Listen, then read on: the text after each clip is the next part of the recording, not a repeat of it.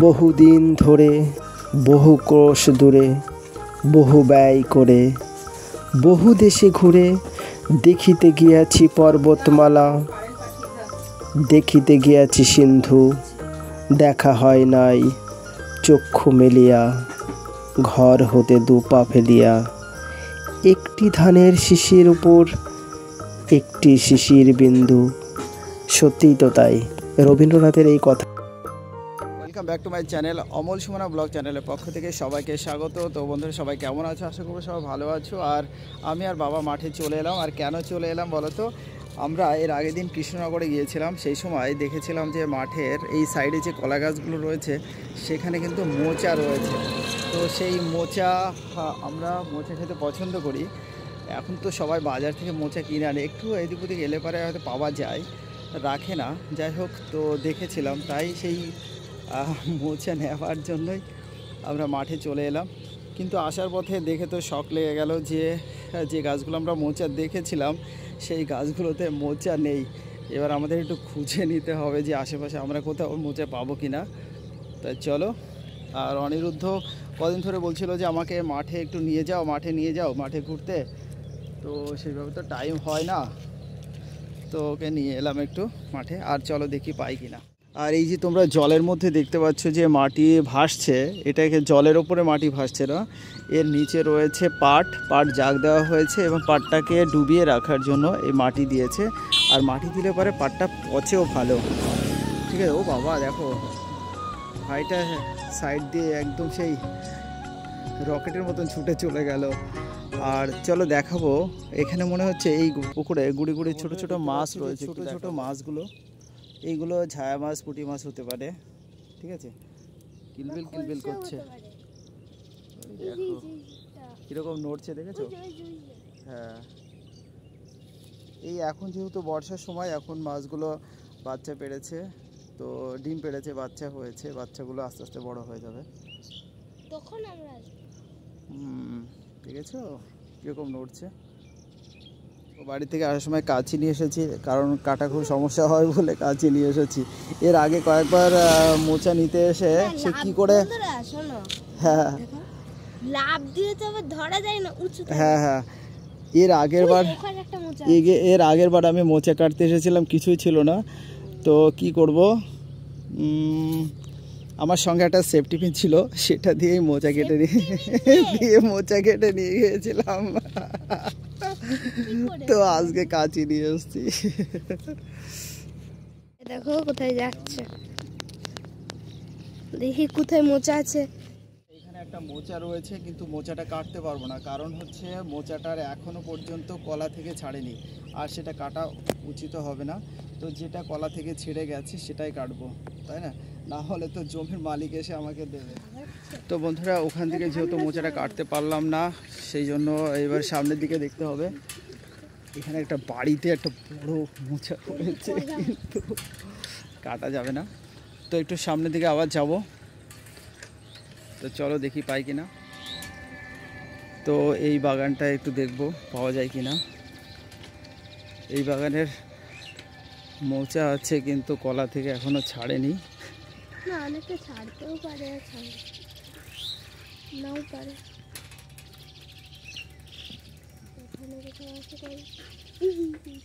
এতক্ষণ বাদে একটা মোচা পেয়েছি, যেটা কলা থেকে ছেড়েছি। এবার একটু চেষ্টা করবো।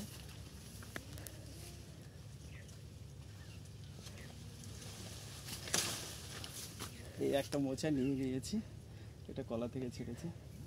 তো আরও দেখি পাওয়া যায়। এত বড় একটা মোচা দেখলাম, কিন্তু বাবা বলছে এখনো কলা থেকে ছাড়েনি, ঠিক আছে, কলা ছাড়েনি, তাই এটা কাটা যাচ্ছে। তো বন্ধুরা, এই যে দুটো মোচা কেটে নিয়েছি, যেগুলো কলা থেকে ছাড়িয়েছে। তো নিলাম, চলো আরও পাওয়া যায় কিনা। তো বন্ধুরা, দুটো মোচা কাটা হয়ে গেছে, এখন একটু বাড়ির দিকে যাব। যাওয়ার পথে যদি আরও দু একটা পাওয়া যায় তো নিয়ে যাব, ঠিক আছে। তো চলো। আর এই মাঠে সারা মাঠ ধরে এখন শুধু ধান, এদিকে শুধু পাট, এদিকে একটু জল। এখানে যে জলগুলো দেখতে পাচ্ছ, এই যে জল জমেছে, এখানে কিন্তু প্রচুর মাছ হয়। আর দেখো মাছ হয় বলে এখান দিয়ে তোমার হচ্ছে জাল দিয়ে রেখেছে, বৃষ্টি বেশি হলে পারে, কারণ এই পুকুর থেকে মাছগুলো বাইরে বেরিয়ে যাবে, তাই কিন্তু জাল আটকিয়ে তারা রেখে দিয়েছে, বুঝতে পারলে।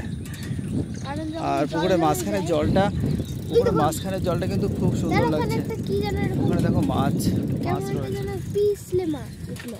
ঠিক আছে, এখানে মাছ, পিছলে, তাই না? হ্যাঁ পিছলে কি? পুকুরে মাছ রয়েছে, এই পুকুরে মাছ আছে বলে এটা লাফাচ্ছে। আর মাছ মানে যখন ওই দেখো আটকানো রয়েছে, ফারাক্কার বাদ দেওয়া রয়েছে। যখন হচ্ছে কোনো লোক থাকবে না তখন আসতে হবে। চলো সামনের দিকে।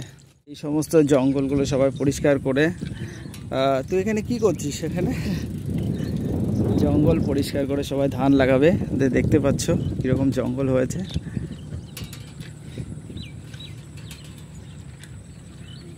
এইটা তো মানে চলো বাড়ির পচে দিকে গেছে যাই। না? হ্যাঁ, এগুলো ওষুধ দিয়েছে এগুলো, তাই পচা পচা। তবে মাঠে এলে মোচা পাওয়া যায়, এবার না এলে তো আর পাওয়া যায় না। তো যাই হোক, এলাম বলে তাই দুটো পেলাম, এই আর কি। সামনে তো এখানে আমরা চেষ্টা করি। এই মোচাটাও নেওয়া যেতে পারে, একবার ট্রাই করে দেখি। নেমেছে জঙ্গলের মধ্যে, ওই যে মোচা মোচা মোচা পড়লো।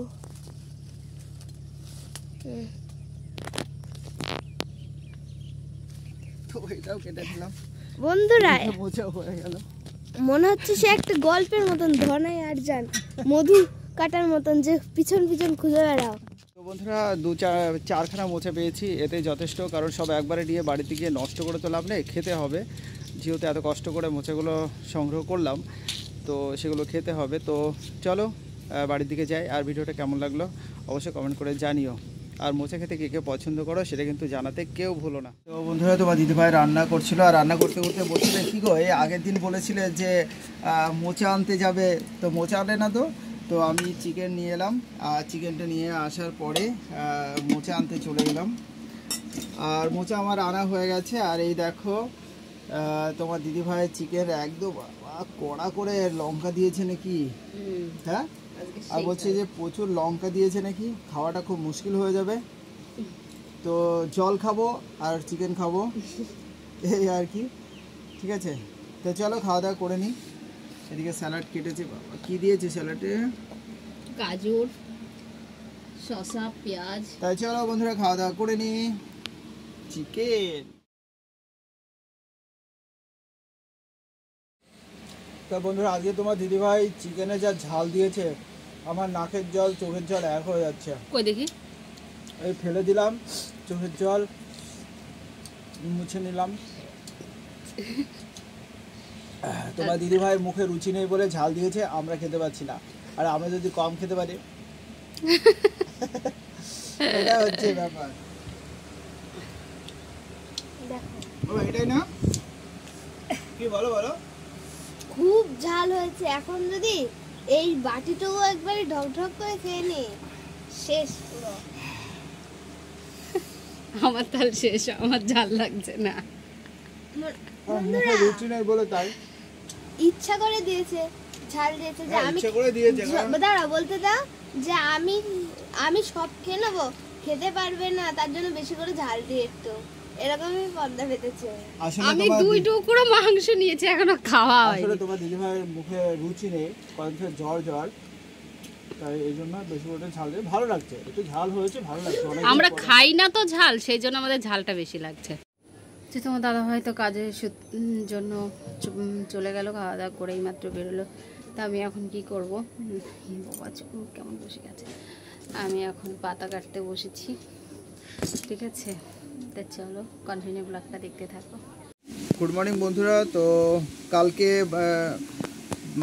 মাঠ থেকে মোচা নিয়ে এসেছিলাম। শুধু মোচা নিয়ে আসলেই হবে না, ঠিক আছে, মোচা ছাড়াতে হবে। যদি মোচা খেতে হয় মোচা ছাড়াতেও হবে, ঠিক আছে। আর মোচা ছাড়াতে গেলে যে সমস্যাটা সেটা হচ্ছে হাতে কষ লাগবে। তোমার দিদিভাই ছাড়াতে চায় না, কারণ হাতে কষ লেগে যাবে বলে, হাতে কষ লেগে যাবে বলে, তাই এখন আমাকে দেখো ছাড়াতে হচ্ছে, কি আর করা যাবে। খেতে ভালোবাসি, তাই ছাড়াতে হবে।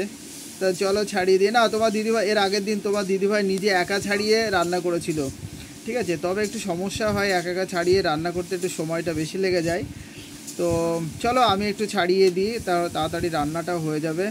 আর আমার তো বেশ লাগে, তোমাদের কেমন লাগে জানি না, ঠিক আছে।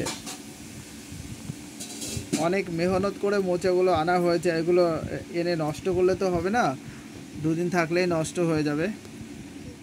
এই যে মোচা ছাড়াতে গেলে এইগুলো মোচার ভিতরে এগুলো যাতে চিকন মনে হচ্ছে, কিন্তু এটা কোনোভাবেই কিন্তু আগুনের সিদ্ধ হয় না, এটা কোনোভাবেই বলে না, ঠিক আছে। তাই এগুলো ফেলে দিতে হয়।